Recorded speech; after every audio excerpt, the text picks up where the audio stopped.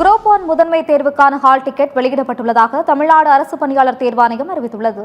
துணை ஆட்சியர், காவல் துணை கண்காணிப்பாளர், வணிக வரி உதவி ஆணையர் உள்ளிட்ட 72 காலி பணியிடங்களுக்கான டிஎன்பிஎஸ்சி குரூப் 1 முதல்நிலை தேர்வு கடந்த ஜூன் 15ஆம் தேதி நடைபெற்றது. தமிழ்நாடு அரசு பணியாளர் தேர்வாணையத்தால் நடத்தப்பட்ட குரூப் 1 முதல்நிலை தேர்வை 1,86,128 பேர் எழுதியிருந்த நிலையில் அதில் தேர்வானவர்களுக்கு முதன்மை தேர்வு சென்னையில் வரும் 1ஆம் தேதி முதல் 4ஆம் தேதி வரையும், டிசம்பர் 8ஆம் தேதி முதல் 10ஆம் தேதி வரையும் நடைபெறுகிறது. இதற்கான ஹால் டிக்கெட் இன்று வெளியிடப்பட்டது.